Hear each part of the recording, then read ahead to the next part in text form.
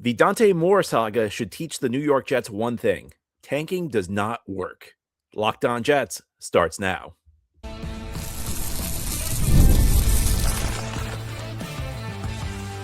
You are Locked On Jets, your daily New York Jets podcast. Part of the Locked On Podcast Network, your team every day. Welcome. This is the Locked On Jets podcast, part of the Locked On Podcast Network, your team every day. It is Friday, January 16th, 2026, and I'm your host, John B. from GangGreenNation.com. Thank you so much for making the show your first listen or first watch every day, and for making Locked On the number one sports podcast network. A big shout out to you everydayers. If you're new to the show, this is a daily podcast covering the New York Jets with new episodes each day through the week, Monday through Friday. And today our episode is brought to you by Game Time. Download the Game Time app, create an account, and use code LOCKEDONNFL for $20 off your first purchase. Well, each Wednesday on our show, we do a mailbag with listener questions, but this week we got a ton of great questions. So I felt like it would be a good idea to do a second mailbag this week to get to all the questions we missed on Wednesday. And on this mailbag, we'll talk about things like what the Jets should do with the second overall pick. We'll speculate about whether the Jets might be interested in adding a star receiver from the Philadelphia Eagles. But we will begin by talking about whether it's a good idea for the Jets to continue to tank. And the question is, John, how do the Jets get a good quarterback prospect in 2027 now that Dante Moore is not entering the NFL draft? It seems like they'd have to give up multiple picks to trade up, or should they just try and tank again? I think that if the Dante Moore situation has taught us anything, it's that tanking is not a path to success in the NFL. Or at least it's not a guarantee of success. And if we're going to be honest, tanking is kind of a long shot to work. It's very rare that it genuinely turns your franchise around. One of the things that amazes me about covering this league is how things become best practices without anybody actually like looking in the past to see whether they've worked well in the past. You know, you look at tanking. Well, you want to be a successful franchise. So how do we determine what franchises are successful? It's kind of easy this time of year because we can look at the teams that are still playing. There are 8 teams that are still in the NFL playoffs. And I think of those 8, there really are only 2 where you would say that a losing season was the linchpin to their success because the losing season gave them a high draft pick where they picked a quarterback who turned things around. I think you could say that with Houston, with CJ Stroud. I think you could say that with New England and Drake May. And maybe New England resonates. Maybe New England's in the back of our minds as Jets fans because they're in our division and they've been the team that's tormented the Jets over the last 2.5 decades. So maybe we see it happen in New England and we think it's common, but if we want to be honest, it's really not. You look across the rest of the teams. Buffalo had a bad season in 2017. They drafted Josh Allen in 2018, but they didn't pick him high in the draft. He was the 3rd quarterback off the board. Denver, their turnaround was really facilitated by hiring Sean Payton. And yeah, Bo Nix was a 1st-round pick, but he was the 5th quarterback off the board in his class. You want to look to the NFC. Seattle, I mean, Sam Darnold was a high pick, but he wasn't a high pick by the Seahawks. Mike McDonald's a great coach. You want to talk San Francisco? Well, they traded up for a quarterback, Trey Lance, and that failed. And the thing that saved them was they drafted Mr. Irrelevant, Brock Purdy, with the final pick in the NFL draft. The Rams obviously traded for Matthew Stafford. And the Bears, well, Caleb Williams was the number 1 pick in the draft, but it wasn't because the Bears had a terrible season. It was because they made a very savvy trade the year before when Carolina wanted to move up for Bryce Young.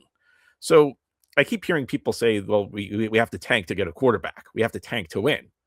Well, 6 of the 8 teams in the playoffs didn't do that. The team that won the Super Bowl last year, Philadelphia, they drafted Jalen Hurts in the 2nd round. You want to go to the team that's been dominant this decade? That's the Kansas City Chiefs. When Andy Reid was hired in 2013, they had the number 1 overall pick. And a lot of people thought they were going to take Geno Smith or EJ Manuel with that pick because they needed a quarterback. Well, they traded for a veteran Alex Smith, and they built a winning team. They built up their roster. They developed players, and they had a number of good seasons under Alex Smith. They won multiple AFC West championships. And despite their winning, they still got Patrick Mahomes. Patrick Mahomes was really the final piece of the puzzle in Kansas City. So when we say, well, you have to tank to win, the NFL, so what actually happens suggests that that's not the case. We see over and over that it can work, but those cases are rare. I mean, you think about the teams that have done the most blatant tanking jobs over the last decade. I mean, I'd look to the Cleveland Browns. when they had those two horrible seasons where, 2016, 2017, they won one combined game. They picked Baker Mayfield, who ended up being a pretty good quarterback, but that era produced one postseason win. You want to talk the Jacksonville Jaguars in 2020, trying to get Trevor Lawrence. One postseason win so far. And yeah, they had a good season this year, but it was after they built the team up around Lawrence. Lawrence, who was one of the top two prospects of the 21st century, wasn't good enough on his own to carry the team. They had some bad years until they built the team up around him. The Miami Dolphins in 2019, well, they got Tua Tagovailoa. They still haven't won a playoff game in all that time. So I think that if the Jets were tanking, and there's an open question, were the Jets trying to lose those games at the end of the season on purpose, or was Aaron Glenn just that bad of a coach? And I think that the answer is more that Glenn is a really bad coach than we want to admit. But if they were trying to do that, then it was a bad idea. And the reason is that it's very rare where things just line up where you get the great quarterback who falls to you. I mean, people are saying they didn't tank hard enough. I mean, I don't know how you could be worse than the Jets were those last 5 weeks of the season.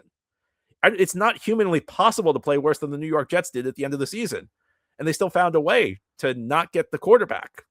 So, there are other ways to do it. Develop players, do the right things. I've said this over and over the last couple of years, that the problem for the Jets is that they just hope salvation falls out of the sky.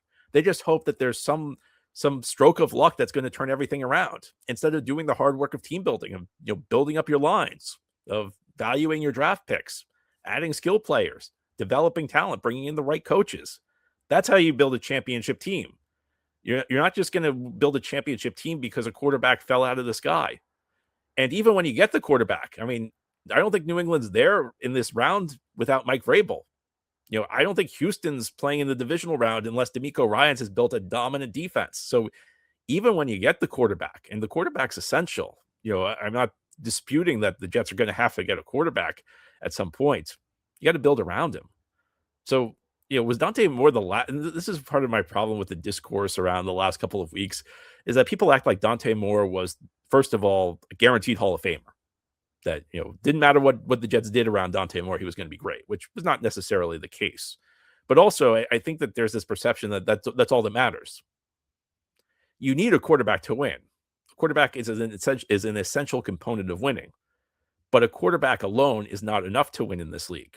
You need other pieces around him, and you need the right leadership in your franchise. And when your leadership performs the way it did the last 5 weeks of the season for the New York Jets, I have big questions about whether it's the right leadership. So, I don't know how you go through what we just went through with Dante Moore and then say the solution is more tanking. It's not. The solution is developing players and winning games. Next question, John. What do you think the odds are that Woody has put out back channel feelers to see whether coaches are interested in coming to the Jets? I'd say the odds are probably close to zero. I mean, by all accounts, he's happy with Aaron Glenn right now.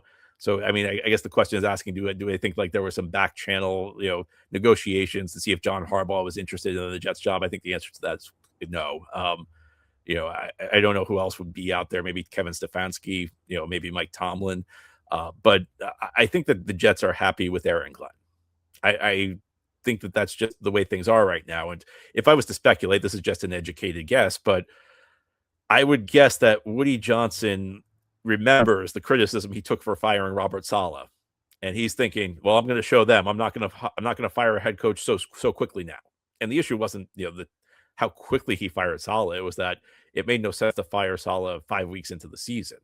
If he had fired Saleh after the 2023 season, I don't think people would have criticized him. If he had waited till the end of the 2024 season, well, I think anybody would have fired Saleh at that point. But my guess is that Woody Johnson has learned all the wrong lessons. And I think one of the things I've said a lot on this show, and I believe it's true, is that Woody never goes after the proven coach. And I think big part of that is Woody just doesn't want to give up control. For whatever reason, Woody's not content with just being the chairman of the board. Woody's got to be the CEO. The chairman of the board kind of like gives oversight to the guy running the team. The CEO is the person who runs the team day to day. And I don't know why, but Woody's just really, really obsessed with being the decision maker. And I don't know why you would be obsessed with being the decision maker if you're Woody Johnson. because your record's terrible and you get nothing but criticism.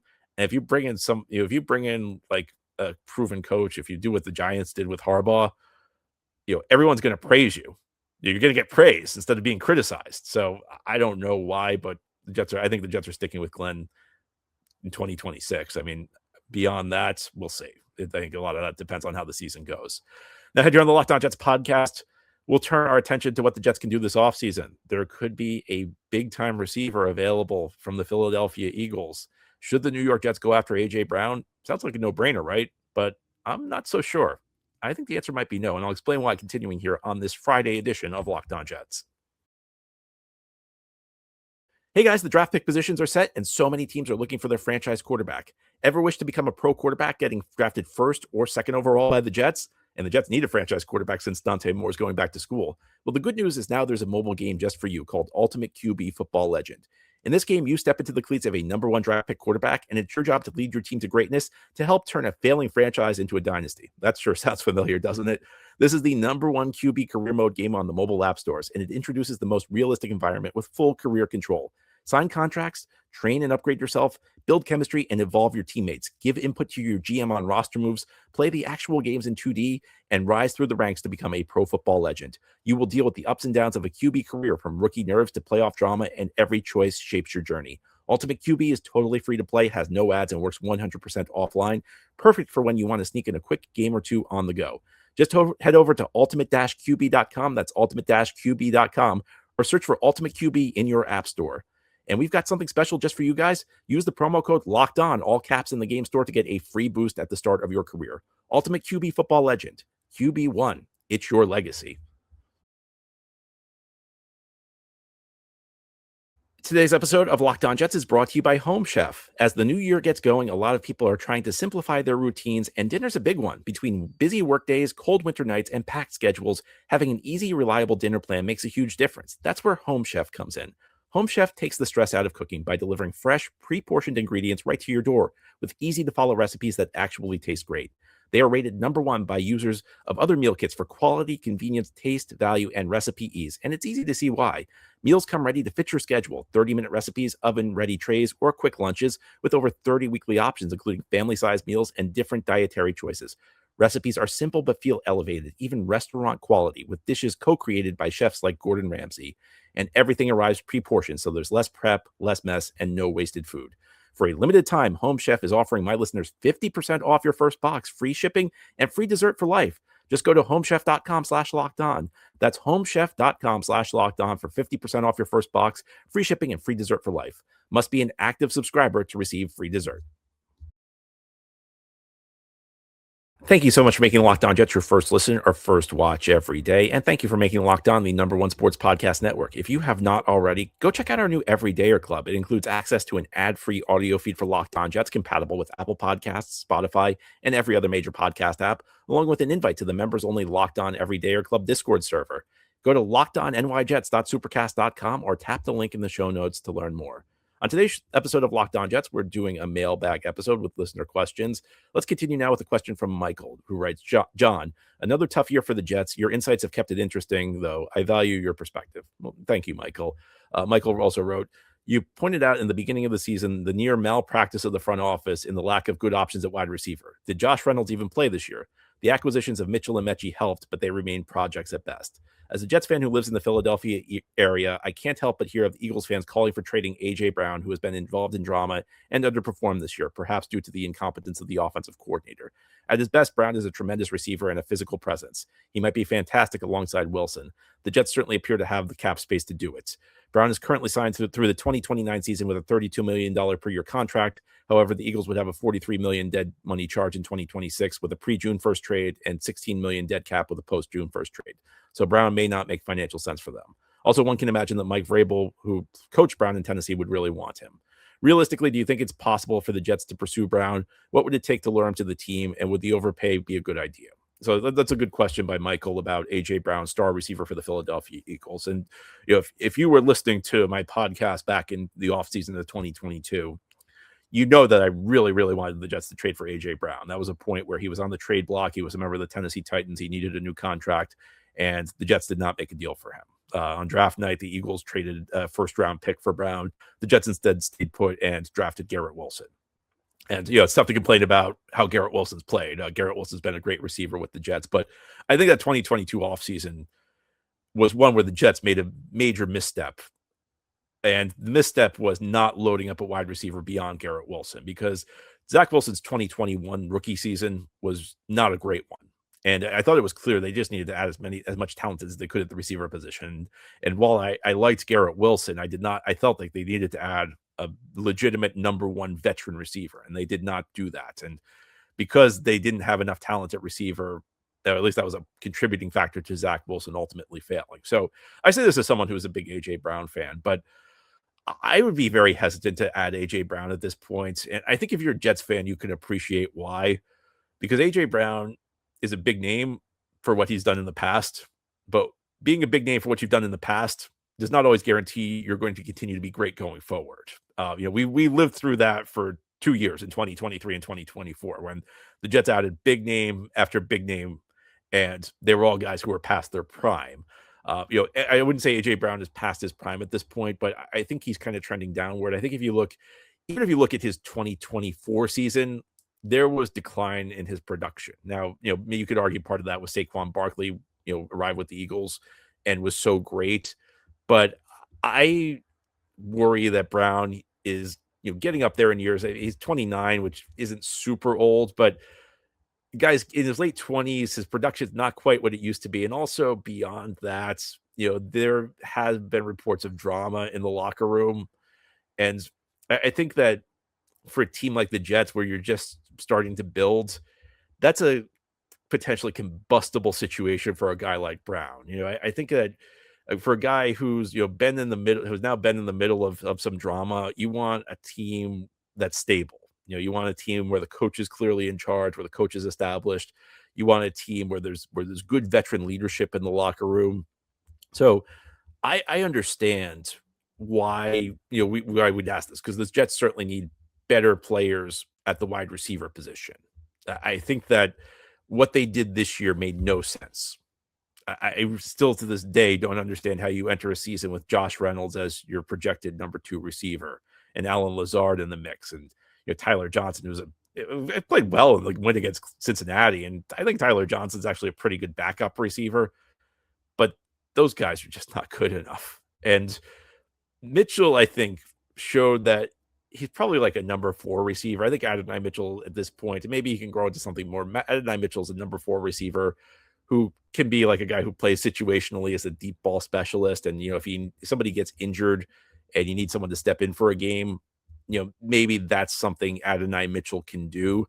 But, beyond that, I mean, I really wanted to like John Mechie. I really wanted to believe he could be like one of those slot guys, one of those guys you go to when it's 3rd and 5 and you just call an option route. He's going to get open and you throw him the ball. But I mean, Mechie didn't show he could catch the ball. I mean, at some point you got to be able to catch the ball if you play wide receiver. Position name is wide receiver. So I'm 100. I think Michael's got the right idea that the Jets really should be looking to add talent at the wide receiver position. But I think that A.J. Brown is probably not the right fit for the Jets. I think the age is a concern. And I think that, the other aspect of A.J. Brown is, we talked about his contract, but would he want a new contract if he goes to a new team? Sometimes a guy gets close to 30 and he's suddenly unhappy with his deal because he knows that he doesn't have, he's not going to get another contract. So he pushes for a new deal. So I think that's I would probably stay away from A.J. Brown. I think it's a good question. I think it's a good thought, but I probably would go in a different direction. Next question, John. Is it a bad thing I'm pulling for the Bills to go all the way? I can't stand the Dolphins and Pats and would always root against them unless they play the Giants in the Super Bowl. Then it's a tough call. Bills don't generate that kind of animus from me, and Josh Allen is the most compelling player in a positive way in the playoffs. I don't think you're ever right or wrong for how you want to root. I'll tell you, for me, I agree with you. I just don't have the level of animosity for the Buffalo Bills that I do for the Dolphins and the Patriots. I don't think the Jets and Bills have ever really been good at the same time. I think that's a big part of it. This rivalry had a couple chances in recent years. Like when Rex Ryan went to the Bills, there was a chance that could really build up that rivalry between the Jets and the Bills. And then, in 2018, when they both drafted quarterbacks, when Josh Allen and Sam Darnold were both selected early, there was a chance if they both panned out for their first teams that could be the defining rivalry in the AFC East for a decade. But obviously, it didn't work out for Sam, and it didn't work out for Rex and Buffalo.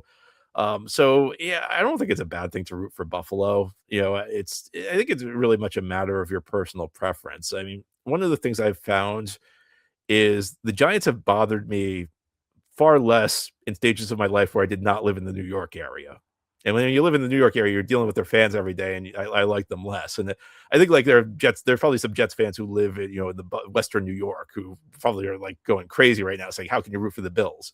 I think a lot of it depends on your experiences, but I see the Bills. And I always tend to have like a soft spot in my heart, for the franchises that struggle. The Bills have never won a Super Bowl. I mean, you have to go back to like the AFL days to find the last time they won a championship. They've had a ton of heartbreak. They were the team that lost 4 straight Super Bowls in the 90s, which it's amazing to get to 4 straight Super Bowls. I mean, in some ways, I think losing 4 straight Super Bowls is more impressive than winning one. Now, everybody on that team would rather win one. I think if you had the choice, you'd rather win one than get to 4 straight. But to like shake off losing a Super Bowl three straight years and get back is really, really impressive. And then all the heartbreak in the Josh Allen era, all the close calls, all the tight losses to Kansas City.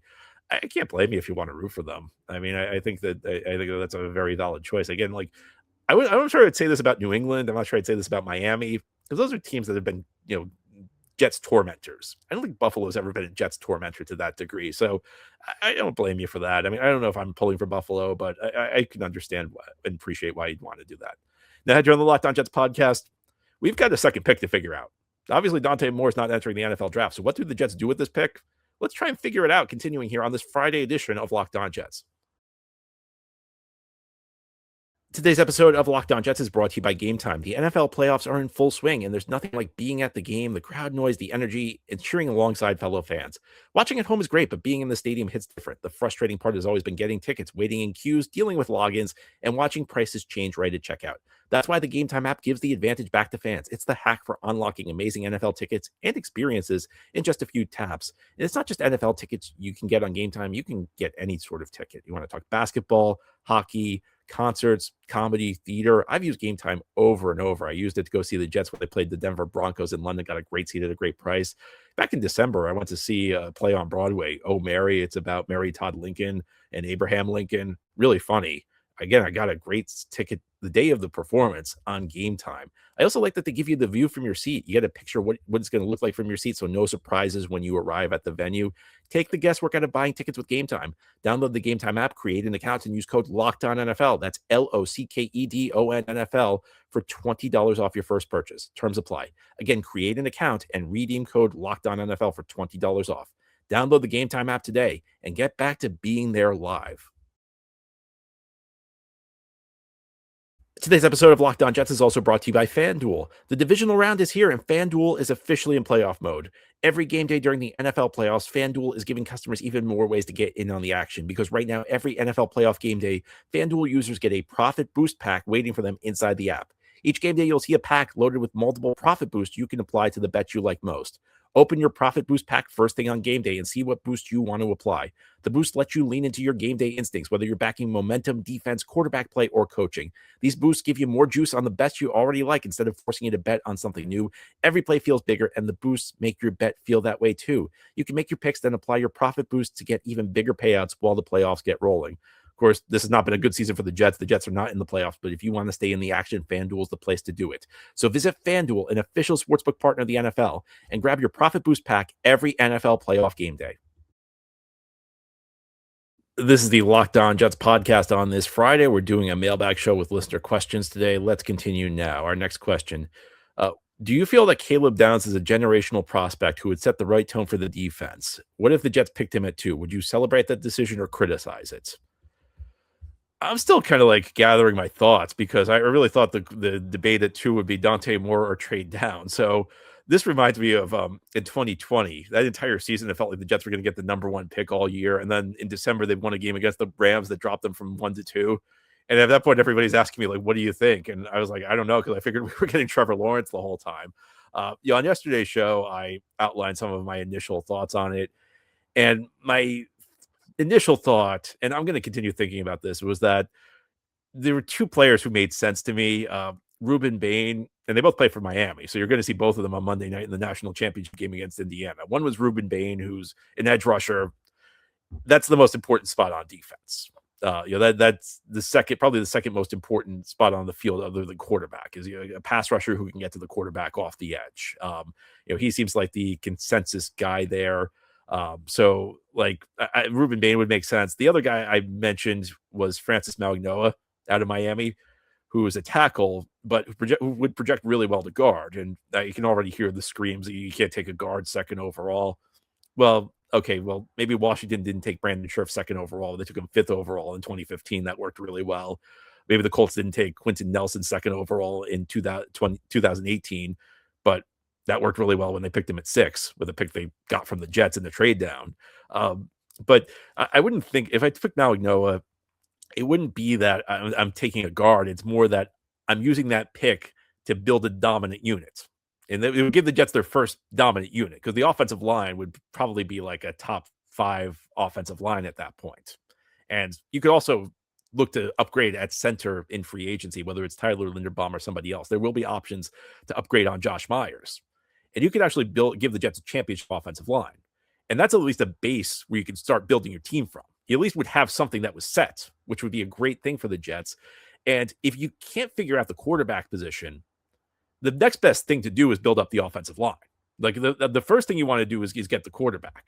The order you get the quarterback, maybe the quarterback's the last piece, like Kansas City in 2017. But if you can't get the quarterback, building up the offensive line, I think, is the best thing you could possibly do. As far as Caleb Downs goes, it's kind of like it's kind of the same thing with Jeremiah Love, where the guy's so good, and this draft class is so shaky in general that you might be able to justify it. I think of these things in like two different ways. Number one is, what would I do in the perfect world? And number two is, what's the world I'm living in? What are the choices I have? So, for example, in 2023, Bijan Robinson was set to go as a high draft pick. Jets had the 13th pick and then the 15th pick because of the Aaron Rodgers trade. So normally I would not pick a running back in the top 15. But because the 2023 draft class was so shaky, I felt like I would have taken Bijan Robinson if he fell to 15. Now, he did not. It ended up being a moot point because the Falcons picked him at 8, and he's going on to be great for Atlanta. And that's kind of the situation we're in this year, because it'd be great if it was like 2021, where you had Jamar Chase and Penei Sewell there, guys who play premium positions, guys who are projected to be all pro level players at premium positions. So if you're not going to get a quarterback and you can't trade the pick, you want one of them. The challenge is that the guys who are really viewed as like the guys who are like the most likely candidates to be the all pros are Caleb Downs and Jeremiah Love. I don't think it would be my first choice. And part of this is probably biased by what happened with the Jets in 2017 when they drafted Jamal Adams. And Jamal Adams was great. Like, Jamal Adams is the end of his Jets career was really ugly because he did not handle things well. And he went to Seattle and completely declined. And I think this stuff has made people forget how great Jamal Adams was during his 3 years with the Jets. But I think about like what this would look like, a defense with a safety and nothing else. And, I just don't know if I love that. You could go Jeremiah Love, I guess. But I'm worried about taking a running back before the offensive line is completely built. I think the offensive line is like, 60 to 80% built. But I think that they need more. I mean, you could talk me into Cardinal Tate, the Ohio State wide receiver. That could be an option. I think I really like him. You know what I like about him is he knows how to get open. I don't know if you ever saw the movie Moneyball, but it's about the Oakland A's during the early 2000s. And the Oakland A's were a small market baseball team. They did not have a big budget, so they were competing against these huge budget teams like the Yankees and Red Sox with a fraction of the money. And there's this one scouting meeting where they keep talking about all this stuff about all this irrelevant stuff, and the general manager Billy Beane goes, "Does the guy get on base?" And they go, well, he looks the part. And Billy Beane's like, does he get on base? And that's kind of the way I view the wide receiver position in the NFL. Sometimes people talk about this guy's this tall, and this guy is this time in the 40. And my question is, does he know how to get open? Because getting open is what really matters at the receiver position. Of course, being tall and being fast are helpful at wide receiver, but they mean nothing if you don't know how to get open. And Cardinal Tate knows how to get open. My answer, though, is I would hesitate to take down number 2 overall. But the thing is, like, no matter what, I don't think the choices are all that great for the Jets at 2 at this point after the Dante Moore decision to return to school. And whether or not you wanted Dante Moore, I would say that the value of the pick has gone down since Dante Moore returned to school, because if you draft a quarterback and he hits, it provides enormous value. Or if you have the opportunity to trade down to some other team that wants a quarterback, it provides enormous value. Without those two components here, and without like a guy who's a premium, like an all pro, like a guy who's likely to be an all pro at a premium position, you're going to have to figure out something to do. So I would hesitate to take Caleb Downs number 2 overall, even so. I think for me right now, it's Bain or Malagnoa, but I can't say it's the worst idea in the world. I mean, I don't think you can ever go wrong picking the best player unless it's a kicker or something. But I don't love the idea of taking a safety number 2 overall. As great as Caleb Downs is, I don't know how big of an impact he'll have on the defense the Jets have. But you could also make the argument, even if that's true, you know what? That's the first piece of the puzzle. Then when you build out around him, and maybe a couple of years down the line, he'll be making a big impact. There really aren't many great options. I'm gonna have to think about this some more, though. My instinct is I'd be hesitant, but it wouldn't be a terrible idea. Anyway, that's all for today's episode. This has been the Locked On Jets podcast, part of the Locked On Podcast Network. Your team every day is our motto. As always, if you enjoy the show, hit the subscribe button where you're watching or listening so that you'll never miss an episode. If you enjoy the show and are listening on the podcast source, give it a 5-star review. And if you're watching on YouTube and enjoy the show, give this episode a big thumbs up. Helps us out, helps other Jets fans find the podcast. Enjoy your weekend, everybody. We'll be back on Monday to talk more Jets.